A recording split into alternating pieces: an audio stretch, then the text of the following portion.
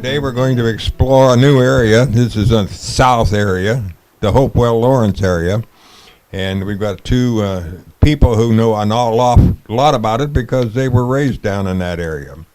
Roger is a cousin of mine whose dad left the old home place and went south. He went 2 miles south to Hopewell and became a pioneer down there. And Roger is continuing the legacy down there. Marv is with family was raised down there, and he moved north up into the Nooksack area. So, and with that background, we'll let them go at their speed. Well, my wife's accused me of getting into professor mode, and she's threatened me if I bore people and empty the room, that would be a bad thing. But Marv and I are going to try to maintain some kind of balance here in what we're talking about. Marvin's got some great maps and things that he's developed of the Lawrence area, although we're going to creep a little bit out of Lawrence to investigate some things, or at least tell some stories about that. Both of our families were embedded in these areas for a long time. I was telling earlier that one thing that interests me is why people ended up here, and whether we could tell out of what remains of our family histories what really caused them to get here, and I'll get to that a little later. Marvin, you got anything to say here at the moment? No, you keep going. You can keep going. I was a scenic design professor at Western for 40 years, although I went to kindergarten there in 47. And my grandmother, Wallace, who you'll meet here in a little bit, went to university or college there as well. So we're pretty highly connected with that. At any rate, being a scenic designer, I can't do anything without some props, okay? So I have some props here, and they relate to stories, and it'll all make sense. One thing that I thought long and hard about this, but my parents bought an 8mm movie camera about a year before I was born, so that'd be sometime in 1941. And they used that camera for years. I have about 15 minutes of very early stuff that introduces some of the people that I'll be talking about. My grandparents on both sides, my great-grandfather and great-grandmother, David and Ellen Germain, a Pomeranian dog that I hated, and you know, it's please excuse the baby pictures. It's home movies, you know what I'm saying? But it does introduce some people, and they come at this order. Jack and Marie Christie. Jack was a local, Marie still kicking, and I'll talk more about that. Burton and Maxine, my parents. Evan and Hazel Wright and their daughter Claudia, and Babe the dog. Alma Germain, my grandmother. Richard, a foster child they raised. Carson and Clarissa Wallace, my grandparents on my mother's side. George Germain, my other grandparent. And then some plowing episodes and Duragold milk truck picking up things. So I'll talk over this, and we'll see if we can get this going.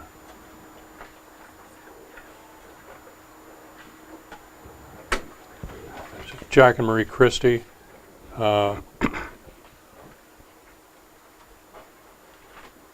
Hazel Wright. There's Jack and Marie again. You know, they were trying to get used to film at the time, and it was just a bunch of kids sitting around. I think this must have been before they had kids, because they look pretty free. The reason I'm showing this stuff is that there's something about seeing people of that time actually moving around rather than lined up, stiff as pokers, getting a picture taken, you know what I mean? And I thought that would be a fair way to do this. My great-grandfather, David Germain, he watched that clip, and he and Ellen are sitting side by side, and he's just like this. And you see her kind of poke him and say, it's a movie, right? Oh! I've got, I don't know how many boxes of 8mm film that has not been transferred. I think for my birthday this year, that some of that stuff is going to be done. They were following some logging truck and dumping. I don't know if did the Great Western Mill have a log pond at one time? Anybody here know? I think that's where they're dumping it. Whole different world. There I am with my mother. This is Maxine Wallace Germain. Her mother, Clarissa, was a teacher at the Lawrence School for years. Did you say My the dad. baby is you? Huh? Yeah. That's excellent film for being that old, really. Yeah, well, it was taken care of. Yeah, you didn't know home movies. Now, this film was taken at a farm that's just down on the Lawrence Road. It was one that was part of my great-grandfather's land. My grandfather built a house there. My dad bought that house. That's where they were living when I was born. And he sold the farm and enlisted in the war in about 1940, 43, 44, something like that. So then we lived in Bellingham for a while, lived on Lakeway Drive, then moved out on the Hopewell Place in 1956. And we've been there ever since. My daughter and twin grandchildren are living there right now. I want to get on to the, You moved there in 1956. yeah. Who said that? With your folks then. Yeah, yeah, You were a kid then. yeah. Okay.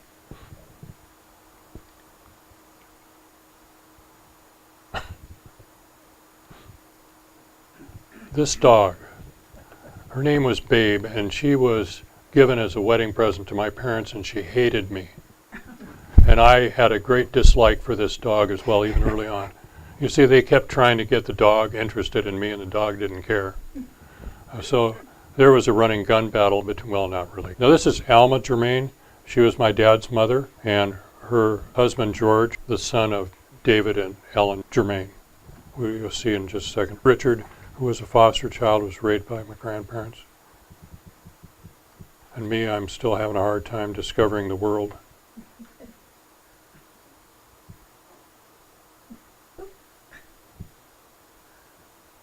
You know, home movies are home movies, regardless. I'm sorry to do this, but it comforts me. Let me tell you that someone held the camera very steady. I like that. Yeah, for starting out, you know, I mean, they hadn't really, it was a Bell and Howell, you know, wind it up and let it go.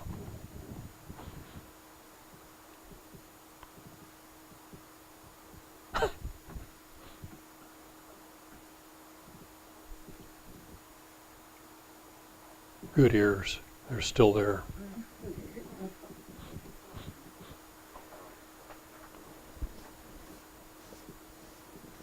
Just a little bit smaller. There's the dog, scratching me. Oh.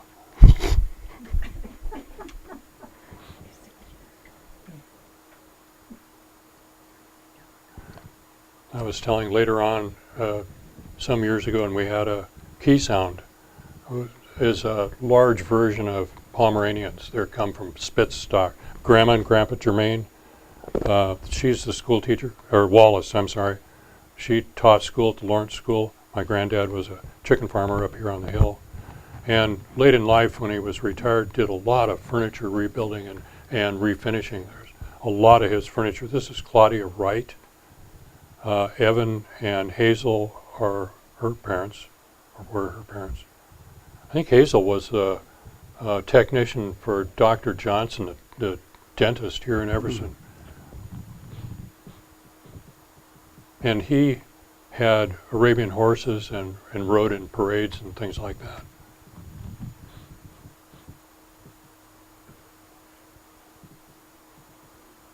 Come on. She's happy. Has Claudia seen these? Yeah. Huh? Has Claudia seen the movie? This is David and Ellen Germain. This is my great-grandparents. And there he discovered, oh, it's a movie.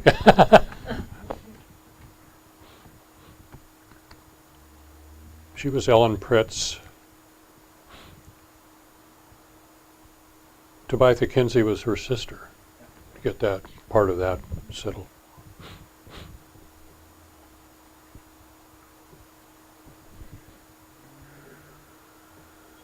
There's George Germain, my grandfather, my dad's dad.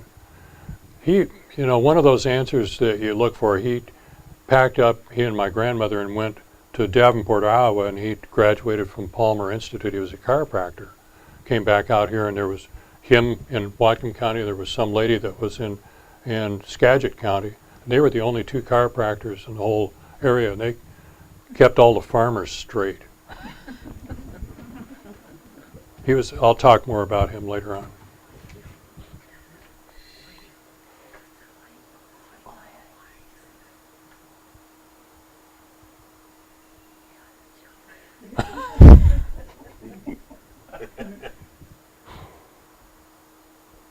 Well, I'm glad I haven't emptied the room yet over this. I had kind of misgivings about even looking at it again. There's some part of me that looks at moving pictures of people that are gone, and it can bother you. But you have to get your head turned around and say, well, this is a chance to see them kind of back in life. You know what I'm saying? And the magnitude of the stuff that I've got that's family related really demands that I get it in order. If I don't get it in order, there's going to be more of those boxes of lost people, you know what I mean? Boxes of lost people. I have literally thousands of family pictures, and most of them have on the back who they were. Have you put them on JPEGs? You know, have you scanned them? Yeah, a lot of it. The stuff that's that's really relevant, but I've got I'm not going to scan thousands of pictures. I don't have enough memory in my new computer. Well, I'm gonna stop this because I think we've got yeah.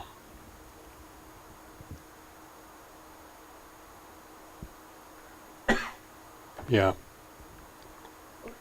Yeah. Maybe I'll just let it run and talk. When did you want to start this homestead map? Did you want to go from there? I think that Or how do you want to do you ought to do that. right now? Yeah. Okay. And then we'll flesh it out with some stories about the people that inhabited that place. Okay. Just give me a minute, okay?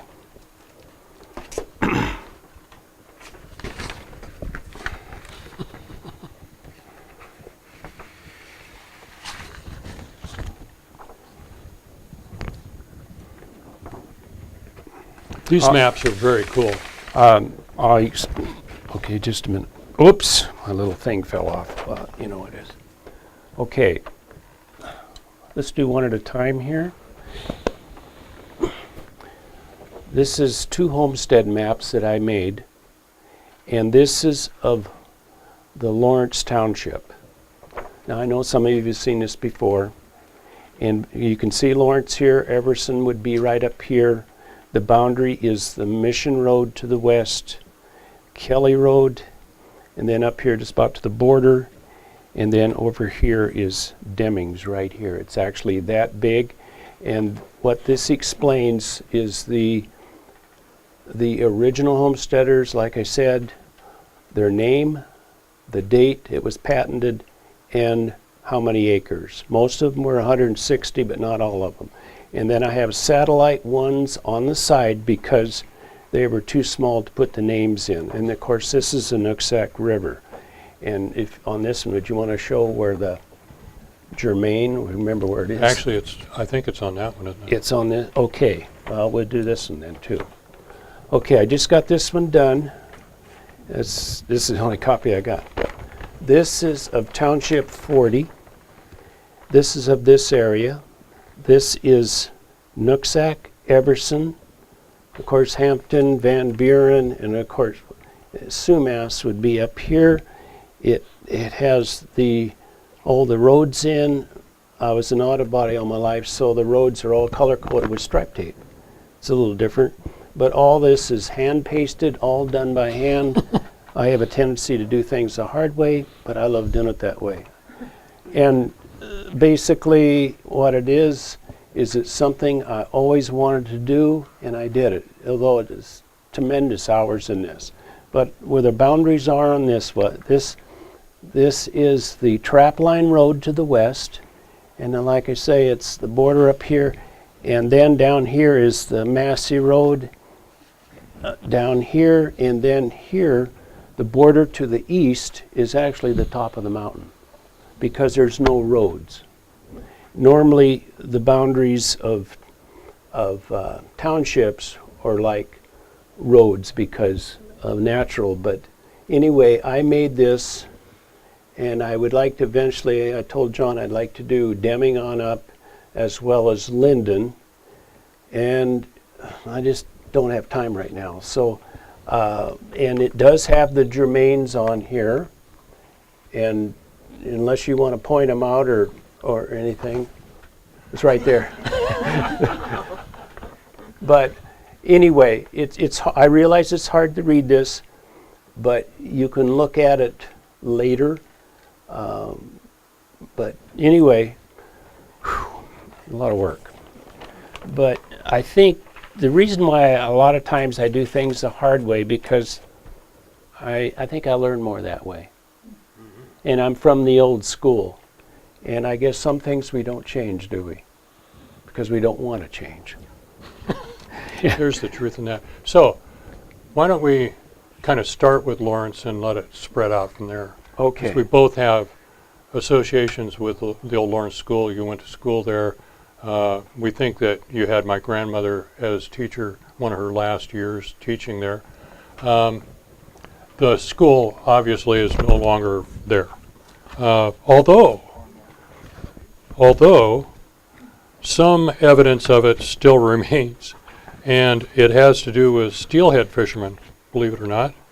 And the steelhead fishermen know that part of the river as the schoolhouse hole, where the river bends right there.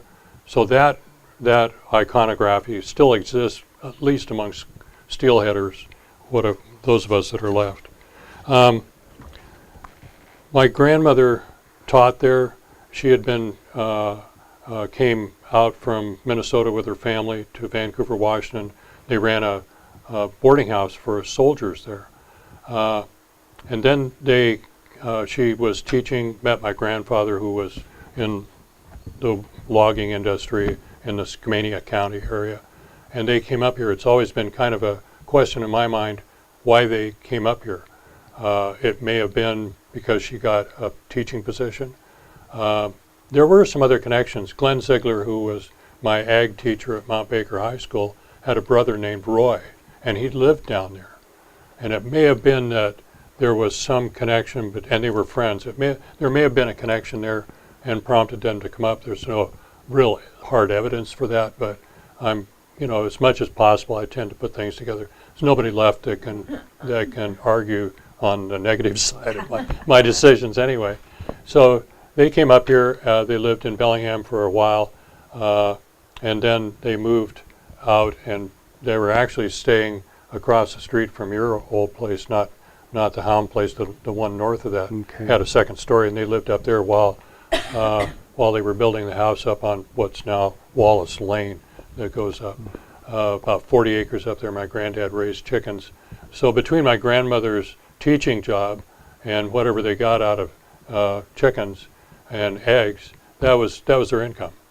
And I've got this file is virtually intact, her entire education and teaching record, contracts, everything.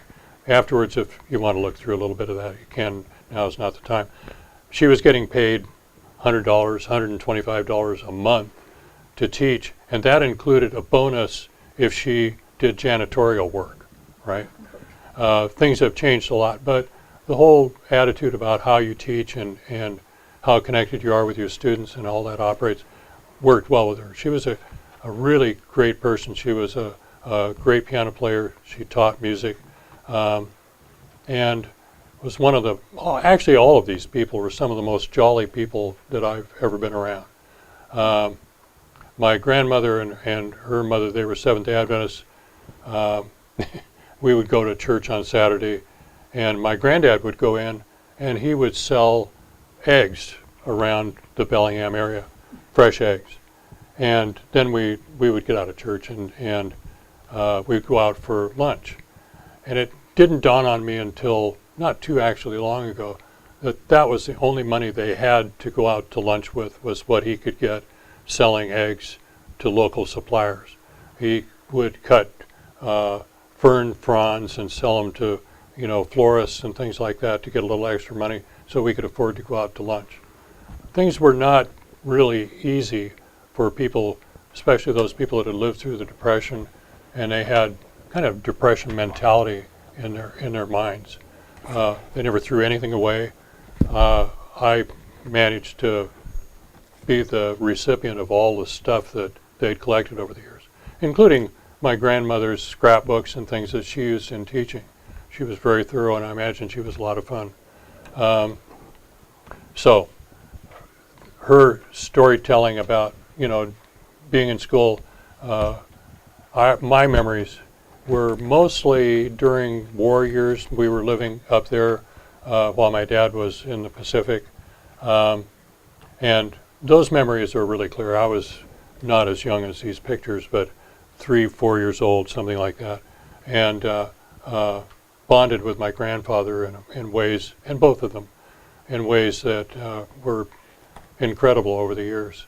My granddad, my grandfather Wallace, was another character. He was a really great guy, and over the years I've turned into my grandfather.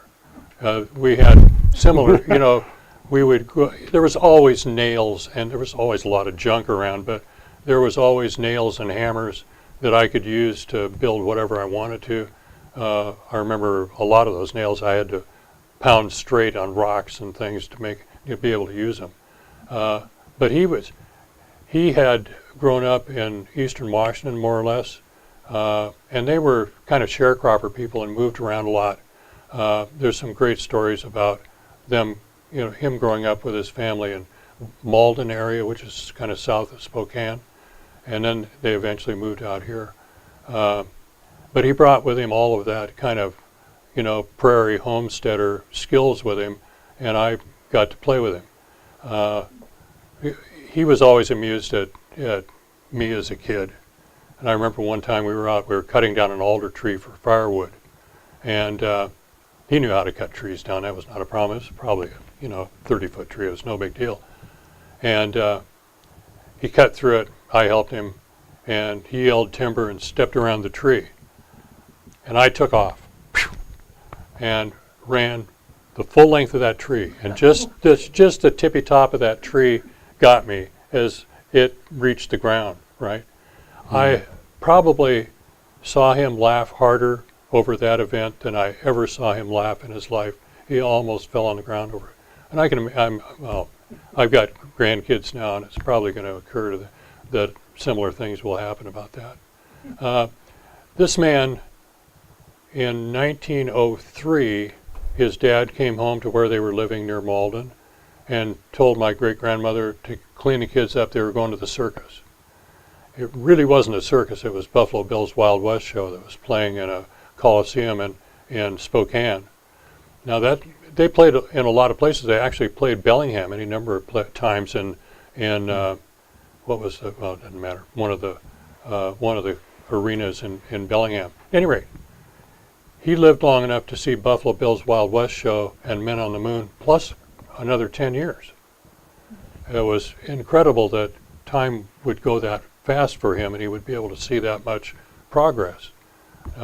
Wasn't always that people saw progress, but he did. Okay. Lawrence. I have memories of the Lawrence store and the old Grange Hall there, and I think that's probably during those war years. I just happen to have it here. Yeah, there you go. I remember going in there as a kid, a little kid, and it was old school, truly old school. There was, bins of dried products and things like that. And there was not a siding, but there was a loading dock on the back that allowed them to load things off the train and into the store.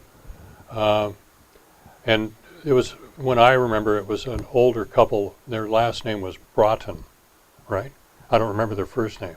Conrad. Conrad? Conrad was her name. I forget her. Yeah. But And they were old Norwegian people, I suspect, right? I remember him as a thin man and had a birthmark on his head. Why I should remember that, I have no idea, but there you go. May not be true, but I have that memory. And the Lawrence School as well, which one of those times, I went to school there with my grandmother one time, and I must have been 3 years old or so, and the kids at the school took care of me. It was great. But I think the reason I went there was because my mother had suffered an appendix attack and was in the hospital, and my granddad had to take care of chickens and couldn't take care of me, so I went with my grandmother one of those days to school, okay? So I think it was, had a deeper notion than just going to school for the heck of it. Okay, do you have a picture of the Lawrence School? I do have. Wow. I have one, but it's somewhere. Okay. And then I will go from there. Can I ask a question? Yes. I was wondering how and why a little town like Lawrence would mold into a town. You know, just Never really was much of a town. I'll talk about that in a So minute. many times and thought, well, what made it a town? Why there's nothing there? There was nothing around it either. No. I mean, they were, places like that were little outposts that people used. I mean, I don't remember another store around. There was maybe in Everson. I'll give you a notion of how it was. My dad grew up on my granddad's place here, and it's just south on Highway 9, just north of where the Massey Road connects, because there's connections with the Masseys. Lloyd Massey was married to one of my grandfather's sisters, Laura. So I remember my dad talking about how things were when he was growing up. He was in high school before electricity went down Highway 9, okay? But, and this always kind of galled him, but to get ice cream, if you didn't make it your own, they would order it from Bellingham, they'd put it on dry ice and send it out on the train, and they'd pick it up here in Nooksack. And my dad, who was a heavy sleeper, I mean, he worked hard and then went to sleep, and a couple of different times the ice cream would come in, he would be asleep, they couldn't wake him up, they'd have to eat the ice cream. He'd wake up in the morning and here would be empty bowls and an ice cream packet. He never got any of it. So Wow. this is one of the pictures I have of the Lawrence School. I just happened to find mine. Okay. Well, no, go ahead. Yeah. It was right here. Now, I think it might be the same. This is, I blew this up, but it gives you an idea. That was Do you want me to? That was the way it was? Yeah. Like a lot of people. It was started in 1909. And you okay, Roger? Go for it. Okay. Okay, where was it located? Of course, you know where Nugent's Corner is. I looked for it for a long time when I first moved here. Never did find it. And Nugent's you Corner. come to Nugent's Corner, and of course, you come to the Mount Baker Highway, and you Well, I make know a where it left is like you're going now. up to Mount Baker, and it was approximately, I'll just say, a quarter mile on the south side or the right side going east. Just Roughly. it's just back a ways from where the railroad crossing is. If you came back a ways, then it'd be off towards the river, and that's where the schoolhouse hole is for the steelheaders. Yeah. Yeah. And I went there, my brother and I went there in 51, 52, and then we were transferred up to Deming. They had built a new school up there, and it was brick, which is still there. And they tore down the old school, started tearing it down in 1953. And by the way, the Lawrence School had a school bell, and if you remember the old Bethany Church, which is still there, and Mr. Gunnarsson is the pastor, which has been for a few years, that's where the bell is.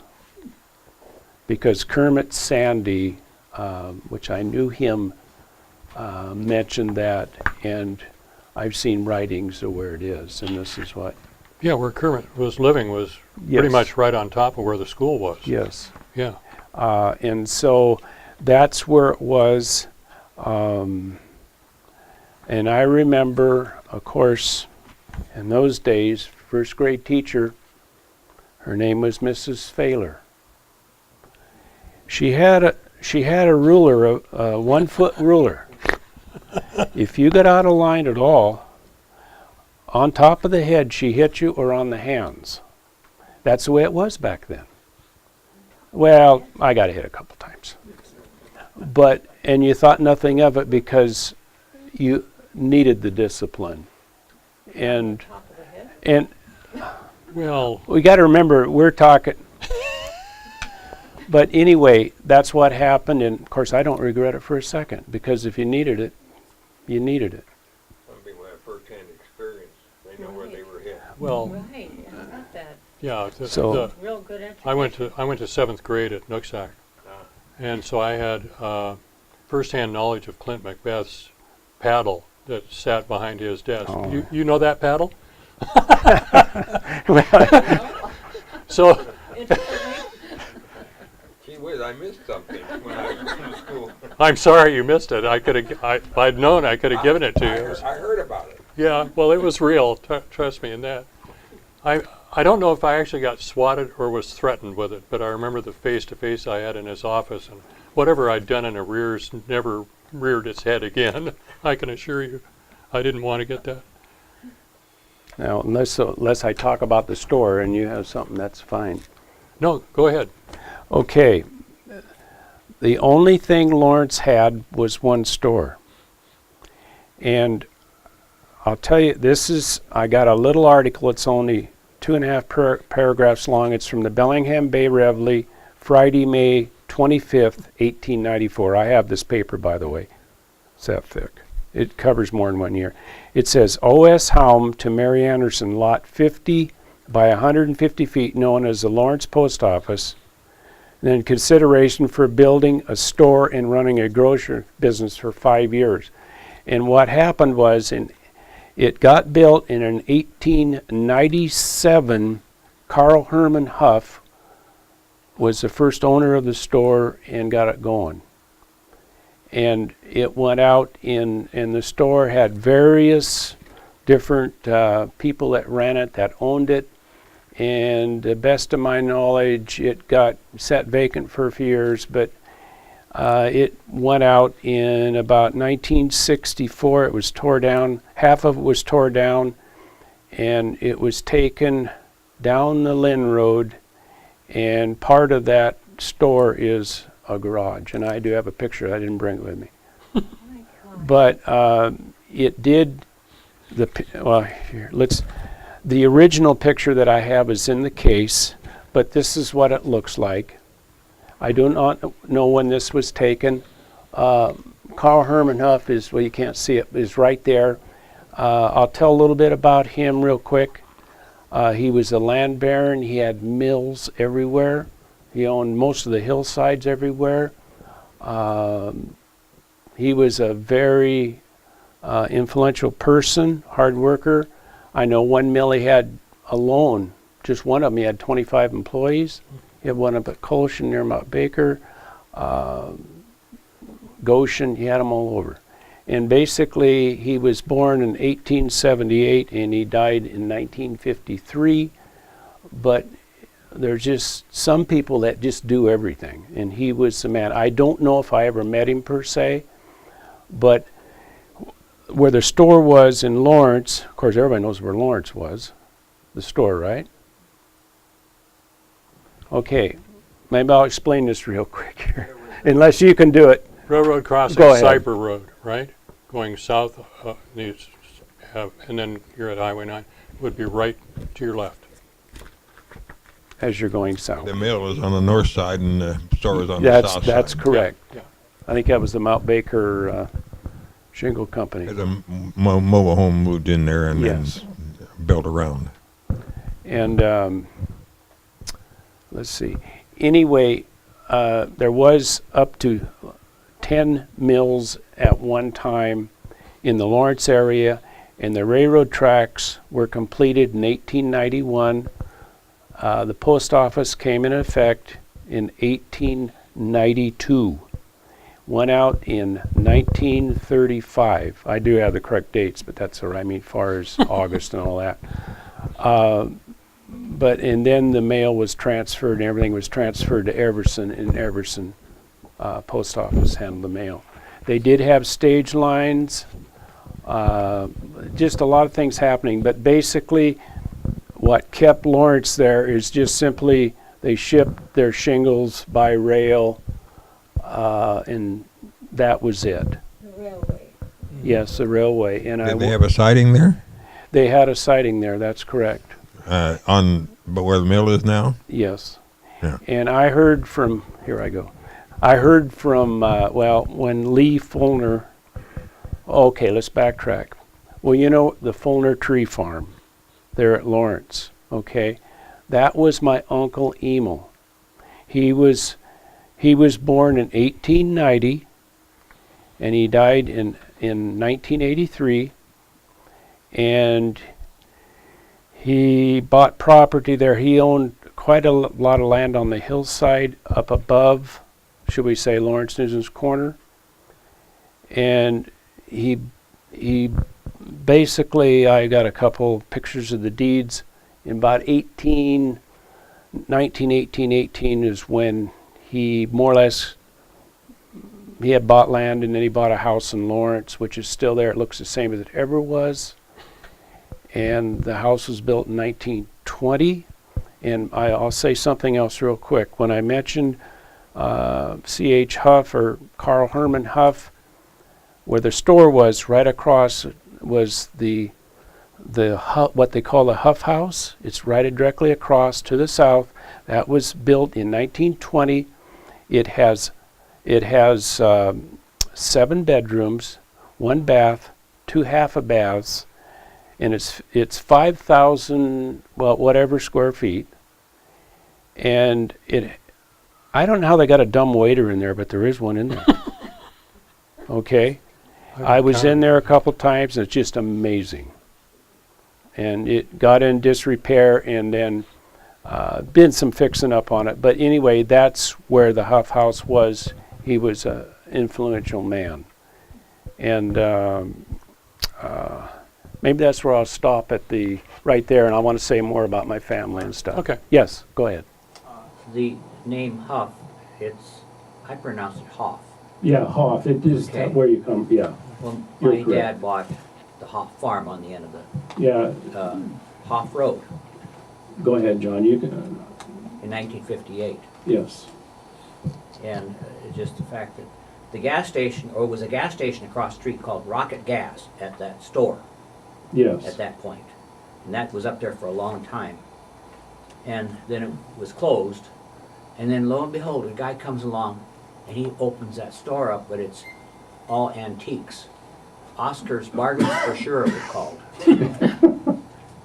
And it was just the fun. We'd go by there. I had to stop. I had to buy something there. I couldn't quite drive yet, so I managed to come up with a hatchet when I left there. But it was just You're in a fun. good mood? Well, yeah, right.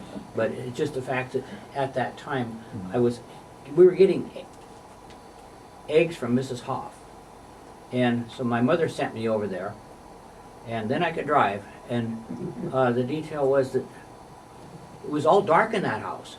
You had to kind of feel your way from the front door on through, and there she was in a dim lit lean-to like room in the back corner. And you know, it's like saying I never actually talked to this lady hardly ever. When I did talk to her, it was all in the dark. And her sister was Marie Tollum and Nels Tollum. They lived at the end of the Hoff Road. And they told us that the people, when the Scandinavians first moved there, the forest was so thick, they never knew there was a mountain there. Oh, Yeah, my gosh. it was that heavy with timber. I should mention Jack and Marie Christie. She was a Gargett. Roy Gargett was her father, and he had a farm north of here. Not only that, but he had a mine. The mine still exists, the Gargett mine up in Twin Lakes area.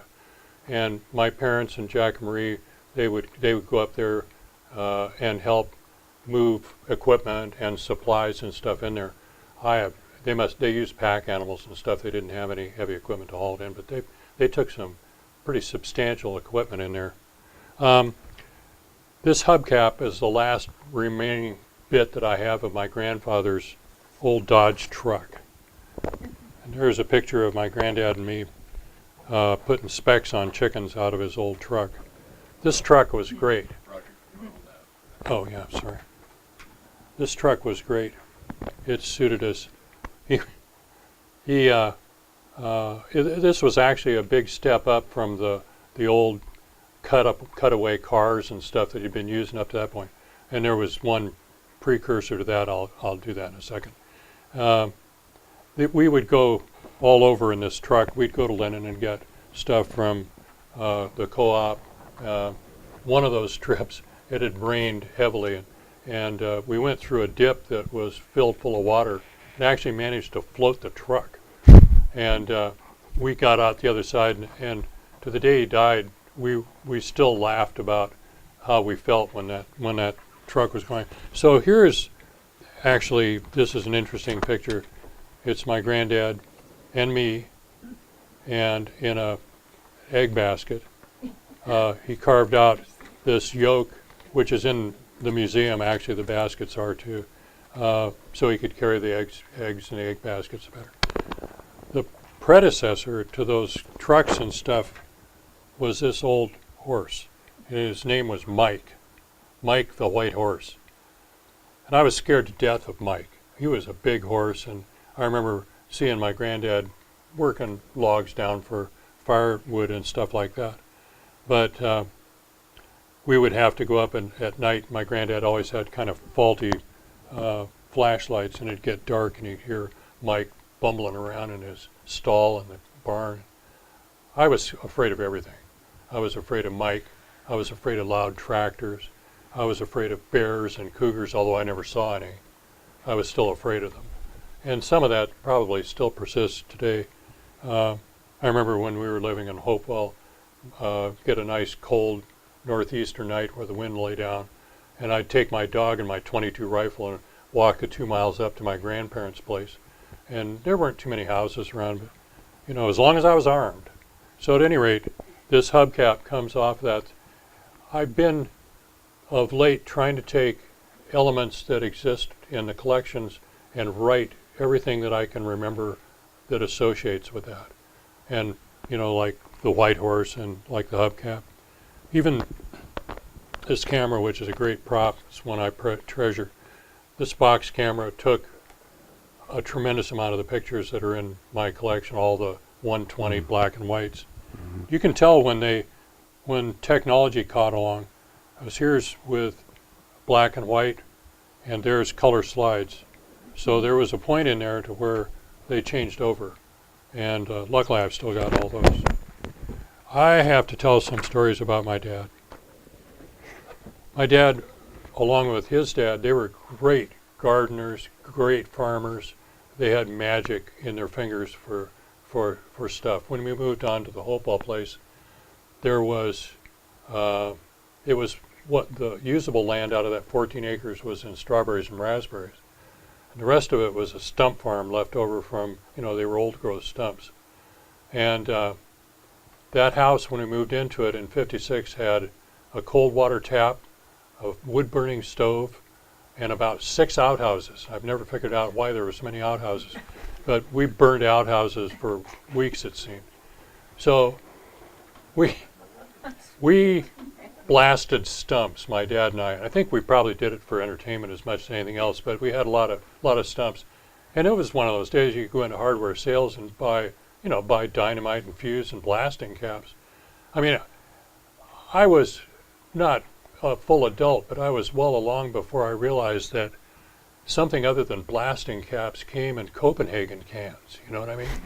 Because they were always, it seemed you got some blasting caps, they'd put them in a Copenhagen can, give it to you, and you'd go off and blow stumps. Well, my mother always kind of hid when we blew stumps because it seemed to follow this pattern. We'd load, and there's, you know, the topsoil and then a lot of gravel in that area. And we'd dig and get it all set up and light it off and run for the hills. My mother would run for the hills. And it seemed like this pattern would follow. The first blast would blow all the gravel out from underneath the stump and shower the house with it. And never move the stump, right? So we had one of these stumps where we went through this pattern. We took a lot of the gravel out the first shot, tried it again, the stump was still there. So if you believe in this saying, if a little's good, a lot's better, that applied to dynamite. So we loaded this stump up and lit it off, and it evaporated the stump except for what I call a 10-foot long toothpick, cedar toothpick, and it went almost out of sight and came down across the road right through the roof of what had been the gymnasium for the Hopewell School. It was a community hall. It's gone now. It burned down. Went right through the roof, through the subroof, and was hanging down inside of the building. So my dad and I had no choice. We had to phone the people up that managed that thing and admit that we had had an accident and we were going to fix it, but we needed the keys in the place. So we got the keys and fixed the hole in the roof and retrieved our toothpick. So it was a blast. You know what I'm saying? So is this that? Yeah. Yeah, like That's that. the Hopewell Turn it over. School. Yeah. It's upside down. That's okay. You're just lucky you didn't get in all kinds of trouble. That's a Hopewell Well, School. we there. were afraid we were. I mean, my dad was very much a person that believed in the rule of law, and something like that weighed heavily on him, although we did laugh a lot about it. He was tremendous at doing strawberries and raspberries and stuff. I think, if I remember, they bought that place, and there's nobody here that it doesn't matter, but the person that sold it to him was convinced all the berries were winter killed. They weren't winter killed. They paid off that farm in 2 years of berries. Now, admittedly, the house took some effort. It's still going through, a renovation. In fact, I was looking at some pictures from a trip we took about, in the summer of '56 to Yellowstone and made a loop out there. I think the reason that we went on that trip was because they were putting a foundation under the house. And they figured rather than tough it out there, we'd just go on a trip, which was kind of fun. It's a good excuse to go on a trip, huh? That's a great idea. While I've got this book, the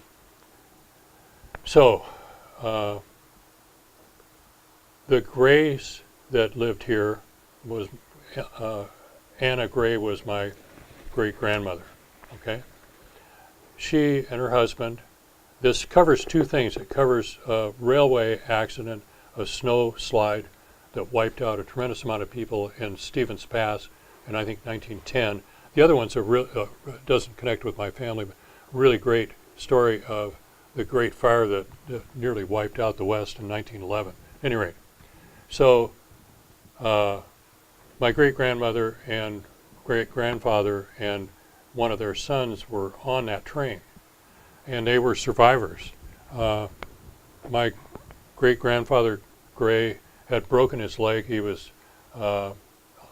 disabled when they were coming from Eastern Washington across over Stevens Pass in the train. And they had a tremendous snowfall that happened. And they were stuck up there, and they decided, they didn't, but the railroad people decided that they would park the train outside of the snow shed because they were afraid they'd get stuck in there and the smoke would kill people.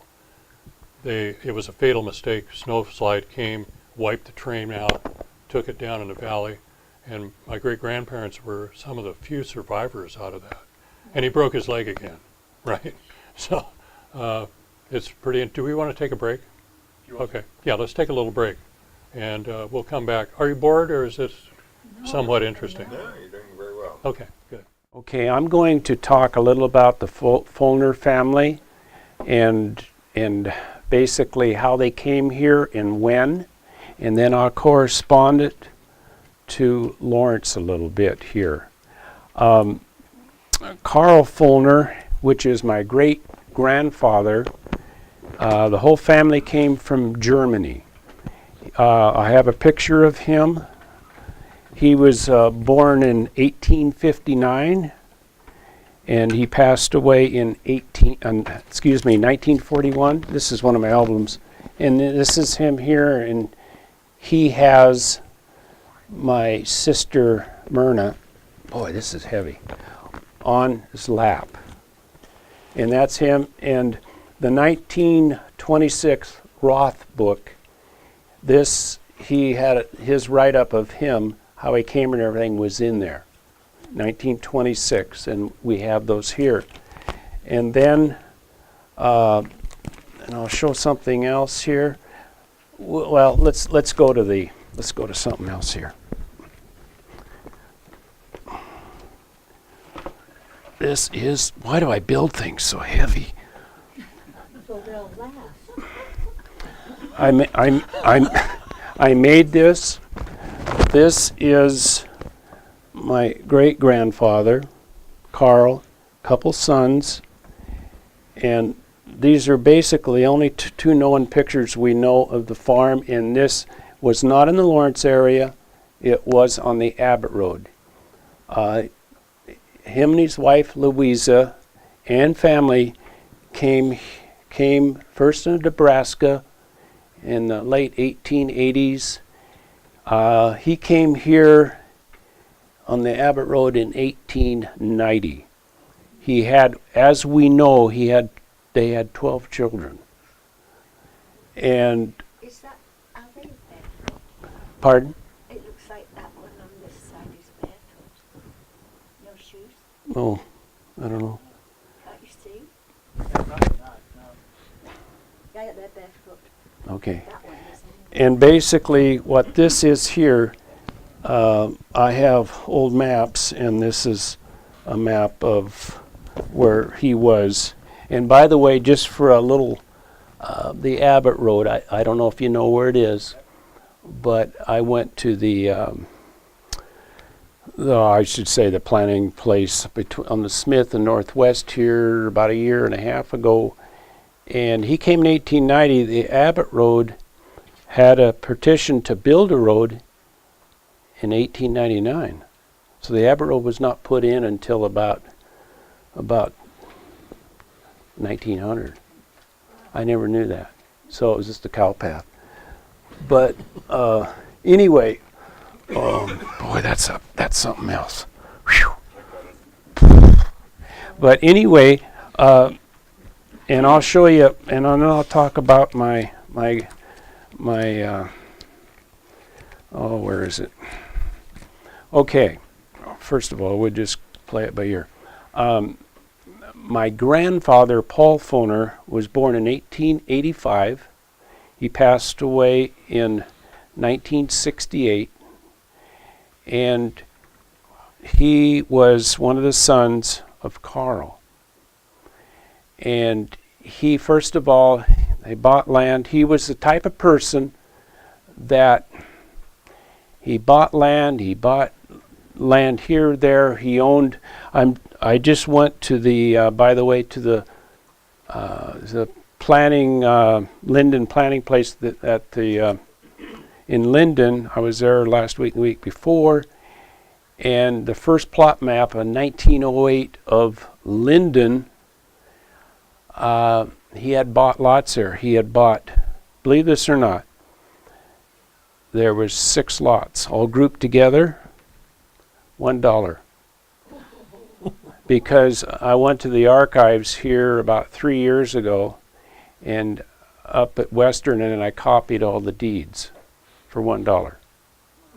And also, I'm still researching on this as of this week, and that also he bought 3 lots, another place, I think on 17th Street, another one on 29th, and this was just one area.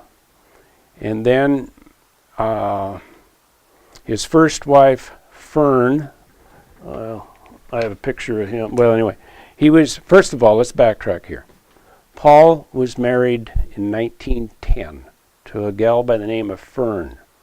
He was 25 and she was like 16, which was typical a lot of times.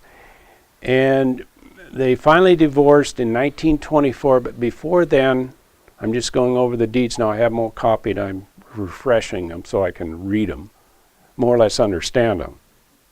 But they started liquidating the property in actually 1919, 1920.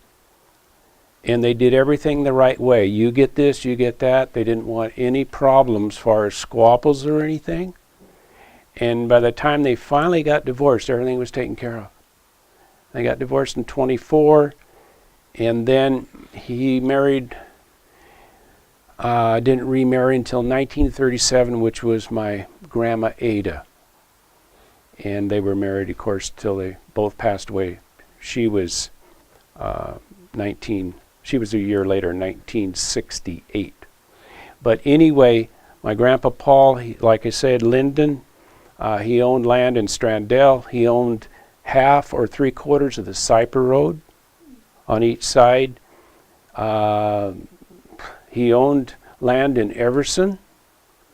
I think it was a Whitman edition. He owned 2 or 3 lots in there. And just was all over the place. And then he made little cabins on the Cyper Road, and he rented them out to, believe it or not, the relatives.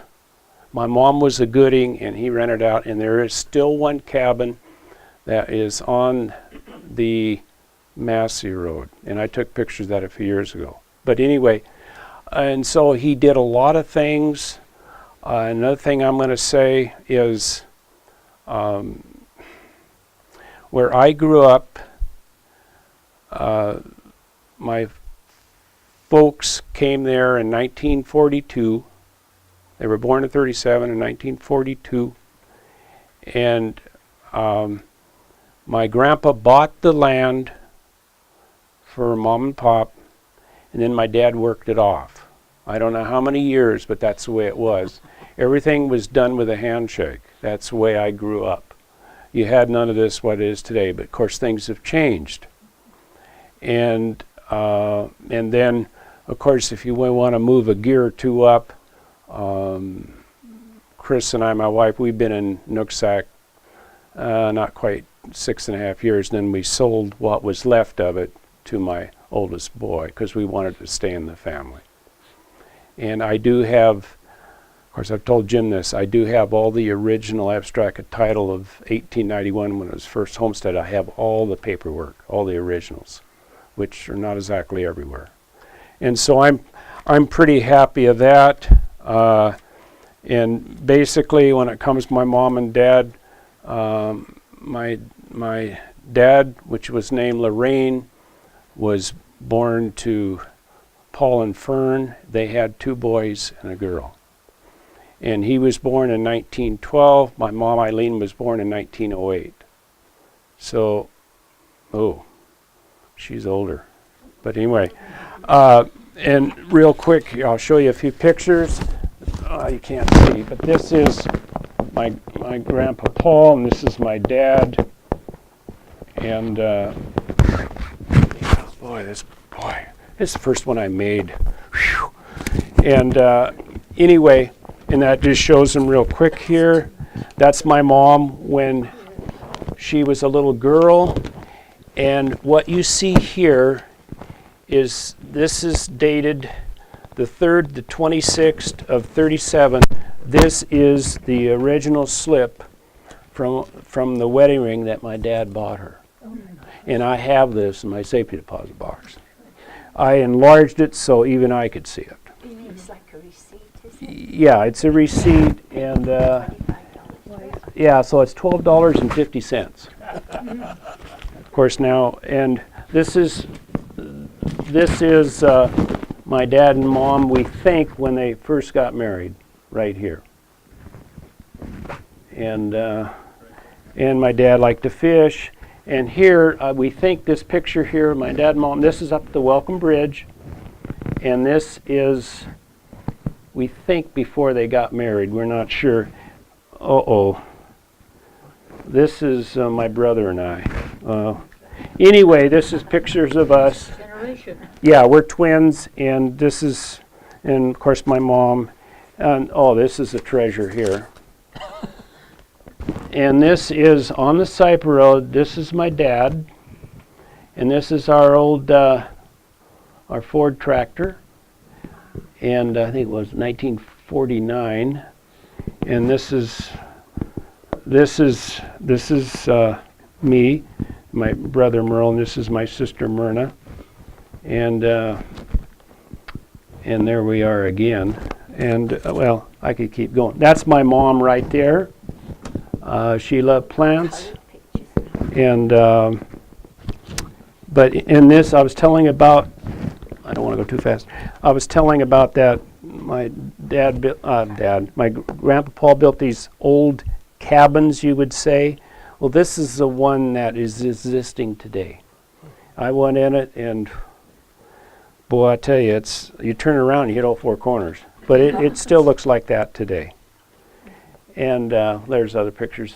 The most spectacular picture on this is when I took a picture of the electrical box. that was really cool. And then we get into the other relatives, and I have this is how I do all my albums. I spend a little bit of time on them. But Thelma Fullner, which she was a school teacher, a super woman, climbed Mount Baker how many times? Anyway, that was her. And I could keep going forever, and then I got their tombstones. But one thing that's a little different with Chris and I, we love going to cemeteries. And I've, took pictures of all the tombstones at cemetery at Nooksack as well as Hopewell. Did you like them when you were little? Because I lived opposite. Actually, when I was small, It was go my ahead. playground. I used to go around when somebody was freshly buried, mounted up with lots of flowers, and I used to bring a bunch home to my mom. Oh, okay. But I was petrified of cemeteries when I was small. But then I realized that when you get later, I think Jim can attest to this, that I read the names, and I know Roger can, and there's a history right here. And I didn't bring this, but one thing I've been doing for a number of years is a lot of the history that you won't get anywhere else is the obituary. And I'll be honest with you, I'm on my 8th one now, but I have 4 notebooks, but I am not exaggerating. Each one is this thick of obituaries of people either I knew or people of this area. I got 4 of them this thick, and I am kidding you not. And I got those full, and they're all alphabetically organized. Like the first album would be like A to, what is it? I'll say A to D or something like this, and it keeps going. But there's you wonder how many of that people died? Well, a lot of people die. And this is the way and so now I'm on actually. So I started over, so I got 4 full. Now I'm starting the other 4, and they're getting like that. It's just a lot of people I know from like Mount Baker, and I heard about them, and it's really a track record, especially if they tell an obituary like this person came in such and such. And so I've done that. And That's a historical thing, as yeah, the knowledge that you've got so far and what has created this civilization here, because a lot of people move in and you don't even know. And they only are here for a few years and they pass away, and they came from like North Carolina or something. That just, yeah. It's just the idea that they aren't historical people here. They're people that have moved in and have settled here. And so just what you're saying, the volume of how much you have there, just on original people here is interesting. Yeah, it's. I mean, like I say, it's honestly that many. My daughter tells me there So, are 2 child graves in the Hopewell Cemetery that have no names on them. They're, Are they dated? I don't know, but They might have been stillborn and never got a name. yeah. I belong to the Hopewell Cemetery Association. We meet once a year, tell stories, but that's okay. But you're right, Roger. I don't even know if they know who they are. No, I They think don't. They're Yeah. lost souls. And it's really sad. Yeah, it's interesting. It But anyway, it go is a ahead. mystery. My kids grew up next to the cemetery. My grandkids, they don't care. This is what Highway 9, just north of the Massey Road, looked like. This is my granddad. Why don't we pass that around? Yeah.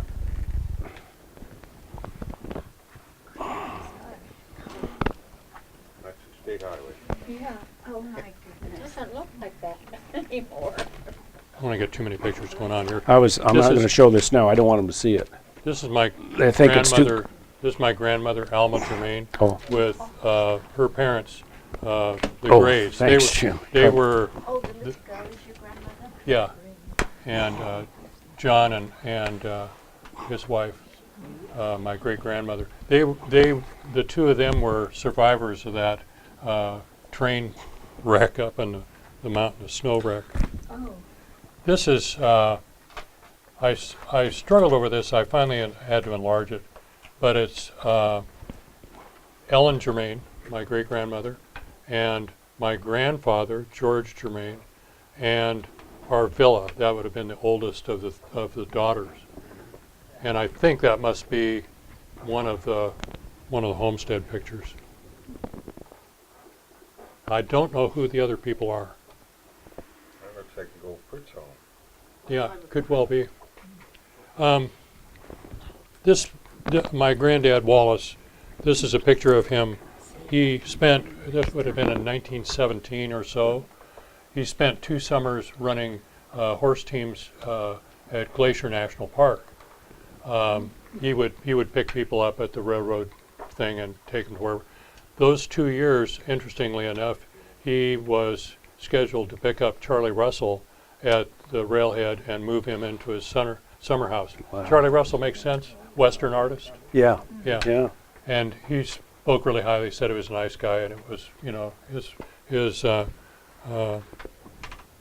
his joy to move him into his place. George Germain, my grandfather, he was a great fisherman and hunter too. He duck hunted and did that stuff as well as keeping people's backs straight. My dad got put off hunting. He fished a little bit, but he didn't like fish, so that. But the event that set him off hunting, he and his dad were chasing pheasants out in a cornfield. One of them came right down the row at him. My dad blew him away. You said And- chasing. Hmm? I didn't hear what you said, chasing. Chasing, they were pheasants they were eating in their garden. And so this one pheasant made a mistake and came running right at him.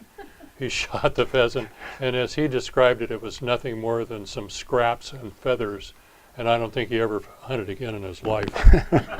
My granddad, though, his dad, George Germain, he and his buddies would go on fishing trips, and one epic one, and I can only imagine this, he and, I don't know, 3 of his friends were going to go fishing for a couple of weeks, a week or 2 weeks, at Chain Lakes.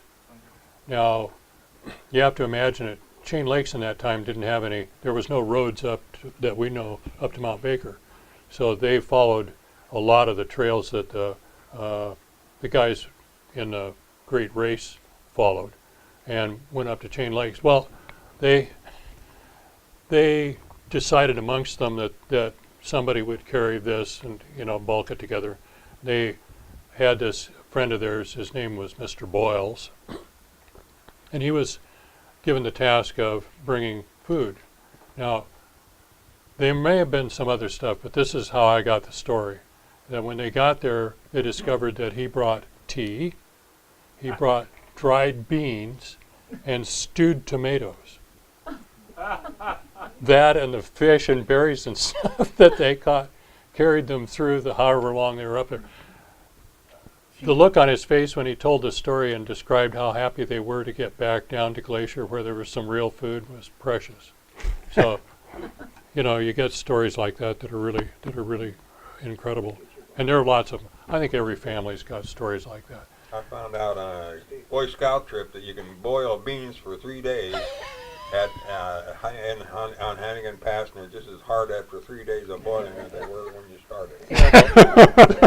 Probably. did you put a fire under them? We had a fire and they were boiling. It's just But things boy, things have a boil at a lower much lower temperature temperature up as there. the altitude goes up. Couldn't chew them. Couldn't chew I had a You put 'em question. out. Let the So bears what's do your it. question? Well, the way that you were talking a little bit earlier was about the Norwegians. Like the Norwegians came in a group, did they move to this area The ages ago? Scandinavians, by and large, came in as they logged off the territory. Am I right in that? Many of the Norwegians came as loggers, yes. Yeah. Mhm. It's like And we had logs here. Yeah. the Plenty of people them. from the Netherlands came in as farmers. I mean, it seems, in looking at it from kind of afar, that there were sort of waves of Right. immigrants, and they each had special skills. I'll tell you, I'm going to be doing a display on tramp art. Huh? You all know what tramp art is? I don't. Okay, well, you'll find out because it's going to appear here at some point. That'd be. My dad collected this stuff, and it was the mythical side of it says that tramps crafted this stuff and traded it for food, and they were boxes and picture frames and all kinds of more or less decorative things. Huh? Now, a lot of them are so involved that there's no way that some guy riding boxcars is going to carve this stuff out.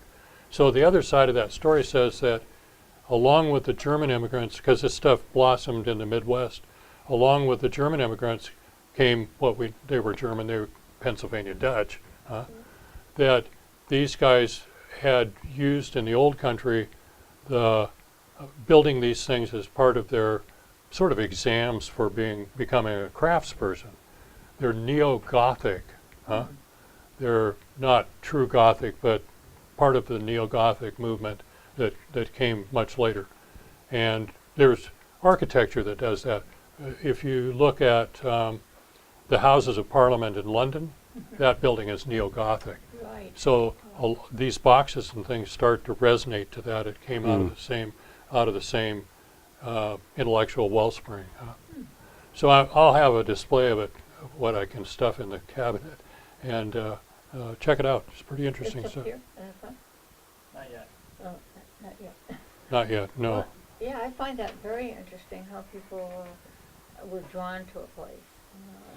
Weirdly, I've got copies of the naturalization papers for David Germain, Wow. and they had a homestead, they knew it, and they just sent him his naturalization papers, said you've had essentially your homestead long enough, you're a citizen now.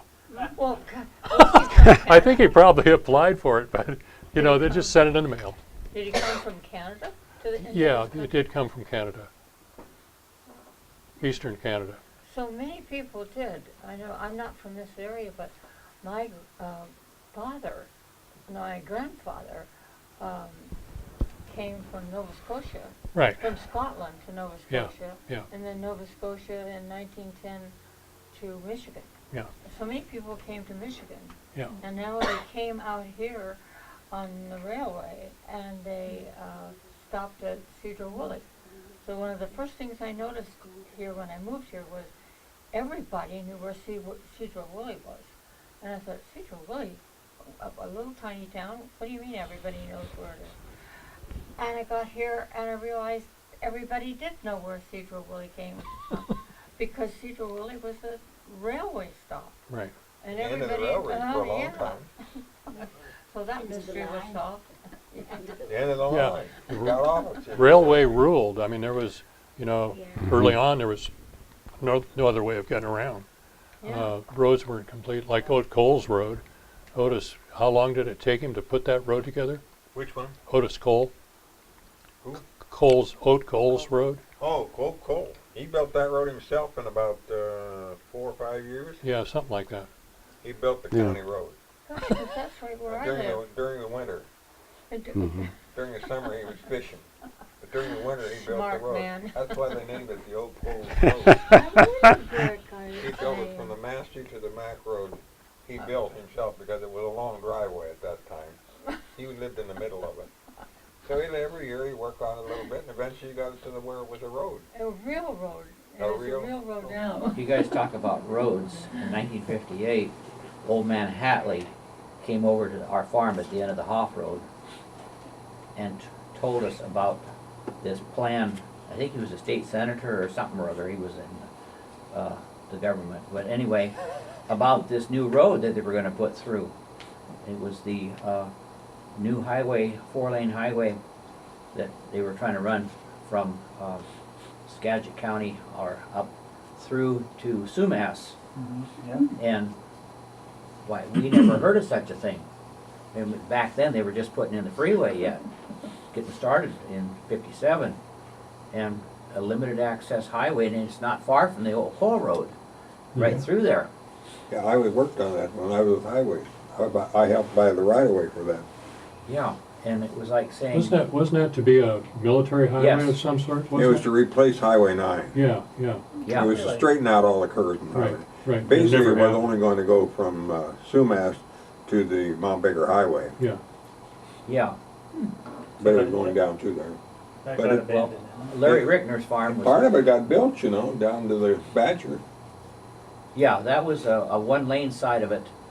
In fact, in Canada, I took a picture of the interstate sign, which the Canadians had put up on the Highway 11 just before the border, and Interstate 9, and I'm going, wow, you know, this is fantastic. I drove the country for 25 years, back from '75 to about the year 2000, moving furniture nationwide, and I lived on interstates.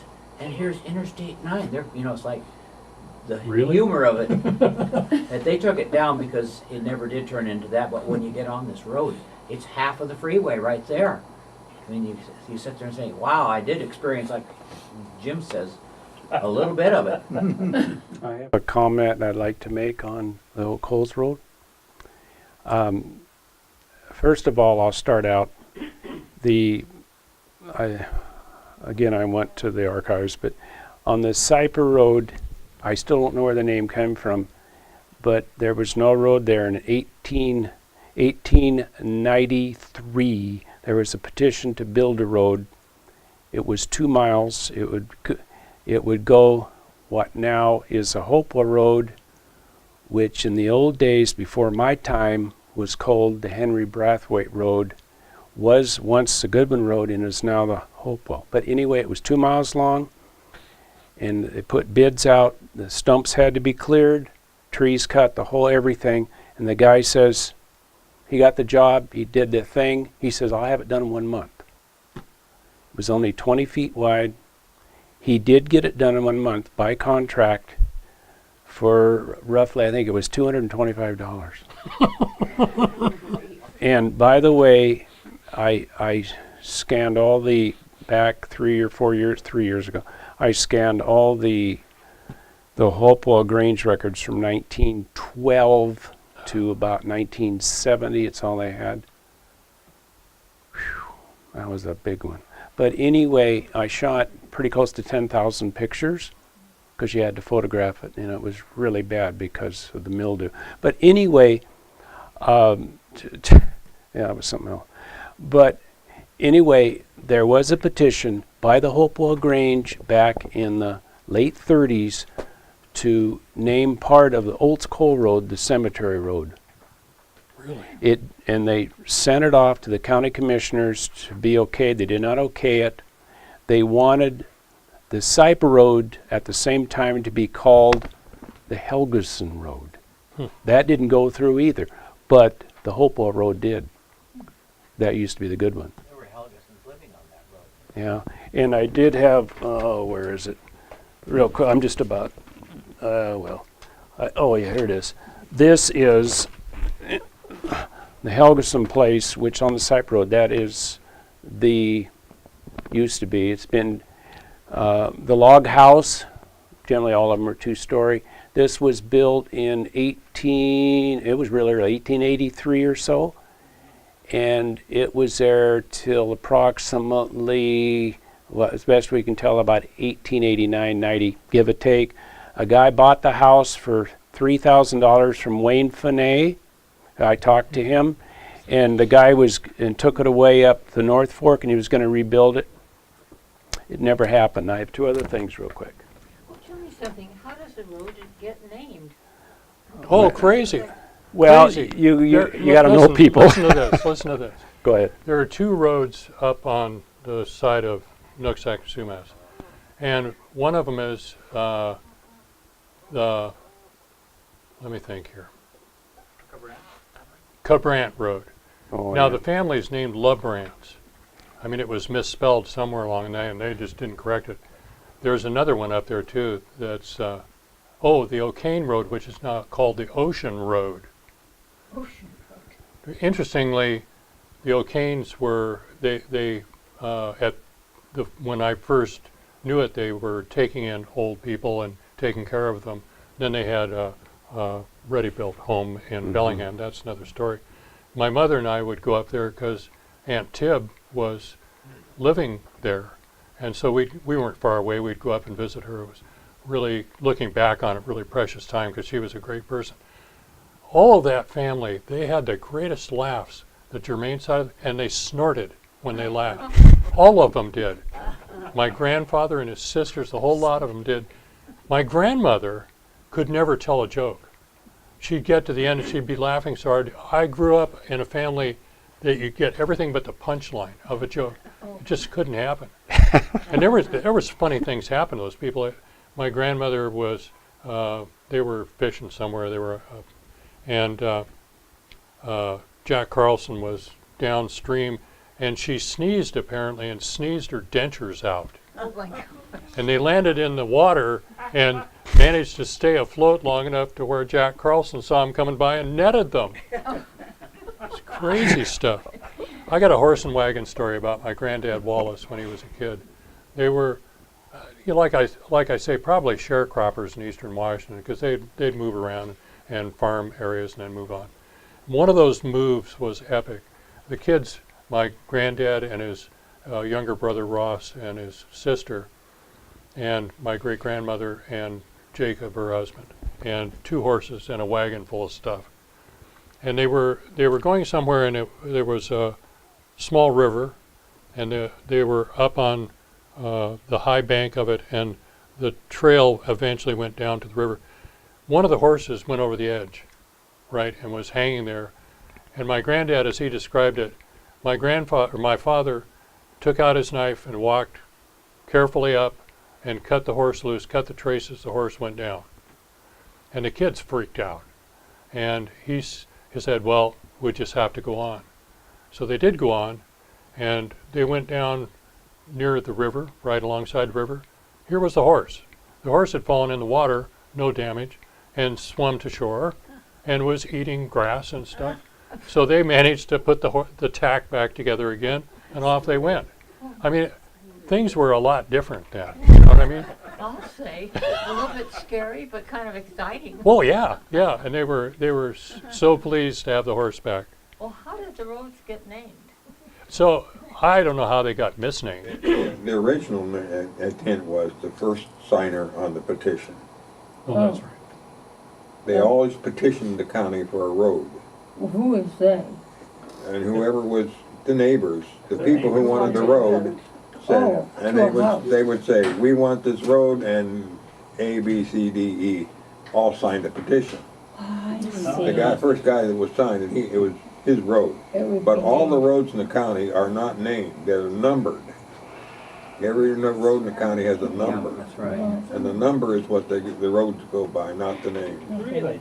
No. Names are on the maps and all that sort of stuff, but the roads are Road 1, 2, 3, 4, 5, 10. My grandparents living up on the side of the hill in the chicken farm, the road that led up to that had no name until, I don't know whether my granddad was still alive when it was named, but it's called Wallace Lane right now.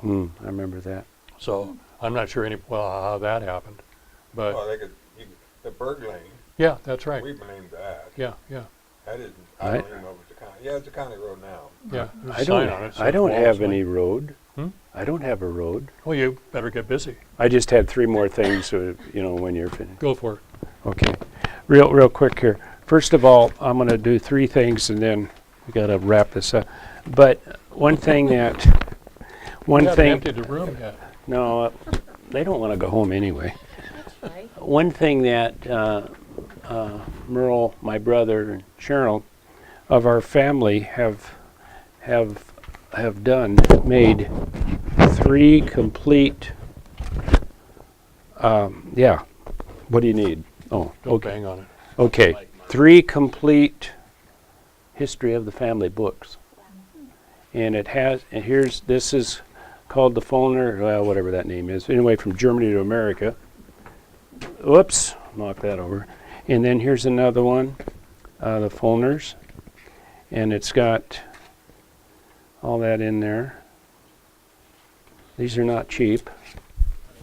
And then the one on the Gooding, which my mom was a Gooding, then I'm going to go to this and we'll wrap it up. But anyway, and then the Goodings, everything is all my dad. Well, anyway, all the Goodings are in there. That's a name to live with it. Yeah, this is, actually these are $100 a piece if you want to get right down to it. But being I'm a relative, I got a cut. So. Okay, one other thing that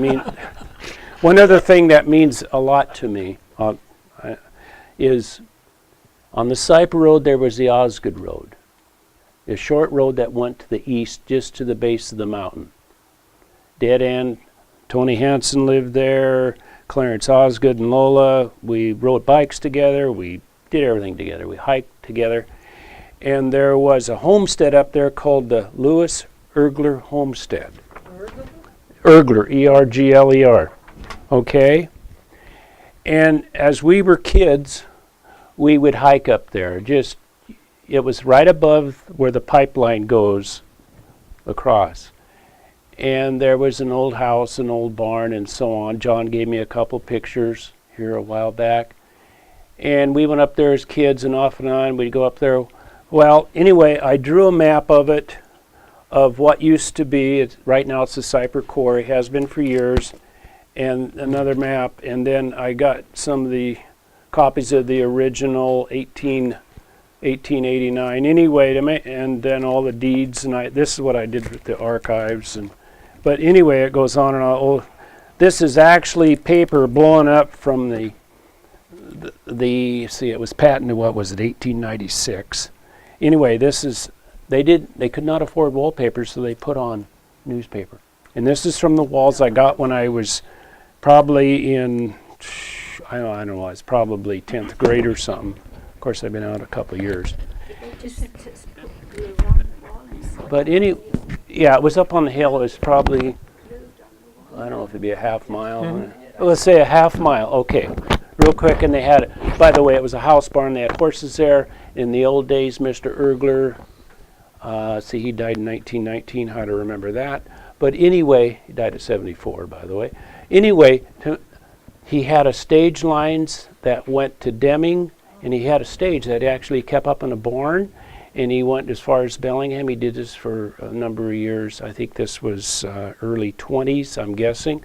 But anyway, and another thing I thought was really neat is his wife was blind. They had, I know it's 6 kids. They might have had 7. She was a blind lady. And they had cows up there on the hill. And she would be led by one of the sons to go milk the cows. Okay? She did not ever see, until at the last, she did not ever see what her kids looked like or her husband looked like.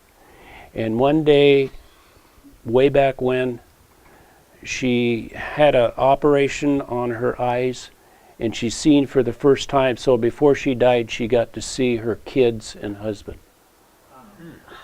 And that's the truth. And there was a person that lived right beside Emmanuel Lutheran Church down there, I'll say Lawrence, and his mom used to take care of her at times. But anyway, okay, I'm getting a good part here. Okay, back in 1970, I took Chris, my wife, up there. She wasn't a wife yet. Up there, and that's where I asked her to be my wife up there at the homestead. And we just, in May 23rd, we just hit 46 years, okay? Well, I never dreamed till about 3 years ago that I would come across logs, and I got one log of that log house, and I have it in my archives, which I'm going to show you in a minute, my book. But basically, so I never dreamed up there 46 years ago to a log in my archives to today, and I never dreamed I'd be interested in this stuff. My gosh. I've only been doing this 18 years. Okay, real quick here, because Roger, he's yes. There were some photo albums that Nels and Marie taught them. They were brother and sister. Yeah, I know who you mean, yeah. And Nels showed me those photo albums one evening. And it was all black, you know, what do you call that color? Not black and white, but that okay. yeah. And the thing is, everybody was dressed in their immaculately dressed, and everybody was posed so perfectly because it was done with flash, but it was the old kind of flash. And it's like saying, I saw all of them, and he told me who everybody was in there. He knew. It was just like, they're lost. I don't know what ever happened. Okay, we all like logging pictures. This is, Oh, she wouldn't like that picture. okay, you don't like it, all right. This is actually, this is dated 1910, it's enlarged, and basically what this is a mill at Goshen, and what this is it's, my mom was a Gooding, and Ed Gooding's in here, and my grandma's first husband is in here, and he died in 1919. So I took this off my wall and I says, this stuff's heavy, but you know, one more thing here. They have to saw. What's that? They have to saw through those tree trunks like with a Yeah, this was a sawmill. There was a certain amount of combination shingle sawmills, but this was a sawmill. And the reason why I know it's 1910 is because I talked to Jeff Jewell at the Photo Archives. And he dated it. This is a Kinsey photo. Of course, not this big. But it's so cool, especially when it's got the relatives in it. You can't get much better than that. So I got me a frame at Second Chance for $1 and painted it up, and away we go. Okay, real quick here, and then I'll... I got it. Okay, then I'll let Roger. Okay. One thing I always wanted to do is when we moved to Nooksack a little over 6 years ago, there was a garage that was fairly new. She says, you're not going to work on cars anymore. And I says, oh, okay, because I worked on cars all my life. And so I took out the roll-up door. The insides was not finished. It was just, and so I turned it into Marv's Man Cave. It's my archives. And I completely redid it. And I just, in fact, I cleaned it up so I could see the floor. You know how easy that is to do, or hard to do. But anyway, and so these pictures were taken yesterday, and this was my car.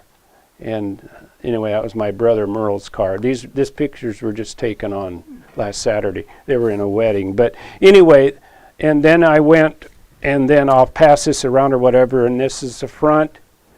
And then we got some hummingbirds in there. So we doodadded the outside real quick. I know and this is what I have on the outside, license plates. I just got them. And this is looking through the door. That's looking through the door. And I tried to get pictures as we went. Boy, did I print a lot. But, and then this is the insides. And Jim Glass a few years ago gave me some signs from Everson, like North Washington Street and so on and so forth, South Harkness, and that's part of the insides. And then I have Department 56 houses in there, and so, and you notice in the center of everything it says senior, and in small letters activity. They're all jumbled up center. And I made that a few years ago, and I thought I'd never use it because I'm still not a senior. But then I have my Department 56 houses, and so and then we got crosscut saws, mill pictures, picture of the Goodings. Like a museum or something. Yeah, it's a museum. This map here, it flashed on me, but that's an original 1912 Whatcom County road map. It's just has numbers only. Does it have about 1.5 roads? Oh, yeah, it probably does. I don't know. But and then these are old rulers from like High Notes. You know, just means something to me. I've always wanted to do this, and okay, that's my bathroom. Wow. That's my FFA jacket from Mount Baker. I have one of those. And Oh, you can stick it in their room. No. But anyway, that's my bathroom, and it has all inside, all lit up. You're only looking at half of it. They're all lit up. All my apartment 56s. And well, I should let you look at this, but I get carried away so easy. But and then my houses. I just set these up yesterday. Took me all day, but that's all right. Will you And then- pass that around? And then this I'm bragging on this, but this is our courtyard. That's our courtyard right there. And so on, and then front of our house, and then you see now that's our cars there. This is mine there, but anyway, Every time you say, uh-oh, I think you pooped. well, it's You skipped one. What year are those cars? the blue one's a '62 Chev. I originally bought it from Butch Quam or Kevin Quam. He bought it brand new, and I've had that for 47 years. And it's been changed. It's not original, but I mean fars. But then the other ones is my brother's '57 Chev that he bought. His first car he ever bought. He had it 50 years. He sold it to my next oldest boy about 2 years ago. And since then, my boys put all new chrome on it, bumpers, everything gone through it. But I wanted to keep it in the family. And I think Jerry Toon, you don't drive your classics very much. But they're always there. But the thing is, you figure if the rain gets on it, the paint will fall off. So that's probably why. But anyway, I'll pass this around if you want to look at it or whatever. But it's the hours in doing something like that is you need a calculator to probably burn it up. But What year would you say these cars are? Because I had them. well, the blue one's a '62 and the silver and gold. I get into cars, we're never going to get away. So this picture is a Kinsey print. It's Nooksack grade school, and my grandmother is right in the middle of it. I'd like to, one of these days I'm going to have it scanned and put it up here somewhere. People could see if they recognize any of their relatives in these pictures. People that have been around long enough. Is it in a frame now? Has it got glass in front of it? No, it's not.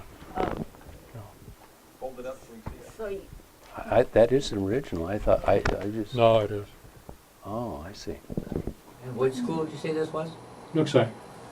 Nooksack. It's no longer standing at all. It was a 12-year Was that the school. one that was in the park in Everson? Nope, No, that's the one that was in the across the street from the old elementary. Nooksack Reformed Church. Right. Oh, Nooksack Reformed Church is now the Woods Manual Arts building for that building.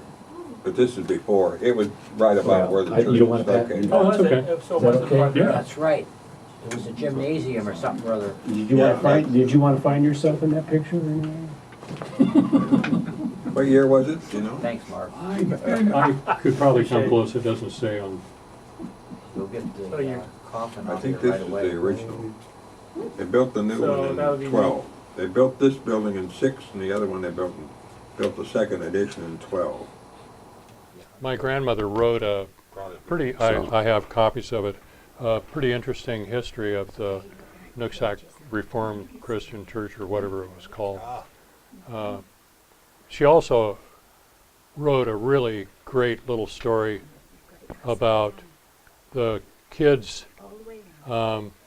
two kids, well, the kids were going to go home after days somewhere, school or whatever, and two of the girls decided they would take a shortcut, and they had to go through a clearing that had a cabin in it, and an Indian man was living in the cabin, and his wife had died sometime before he was living there alone, and they were kind of going around the outside part of the clearing, and just an incredible eruption of noise came from this cabin, which frightened them to no end. And there was a smudgy fire burning out in the front field. And this Indian came tearing out and ran and grabbed the girls and took them in this smudge fire. Turns out he had cut down a tree getting the honey out of the tree. And the bees were all loose. The reason you had the fire there was because there were bees all over the place. So apparently the girls managed to, there was no antagonism. And he actually told them to wait. He went and got a container full of honey for them and sent them on their way. It was an interesting little story. Stories like that give you an idea. Nooksack? Yeah, That'd be Indian Charlie then. that's right. Cultist Charlie? Cultist Charlie? Indian Charlie. Yeah, there was another name there. They had tagged the name Cultist to him as well. Anyway, I don't remember Oh, culture. that's near where I live. so Cultus family was near where things like that give you a kind of window into attitudes that were at the time. The article includes that the parents were a little bit upset. They said, why should they be upset? The kids had a different reaction to the whole thing than their parents did. So, Yeah, they used to scare all the kids. Because the trail that went to school went right by his house. yeah, So all the kids had to go. yeah. Scared all my mother and all that. Oh, how did he scare 'em? My grandmother talked about visiting friends at night and having lanterns and going from farm to farm, and that cougars would follow them, which So it- uh, and the name of the family would send me over was the edge. I'd love to see a cougar in the wild. I just don't want to be too close to it. How about that picture in the Herald the other day of the cougar swimming across the lake? Yeah, found yeah, one, yeah.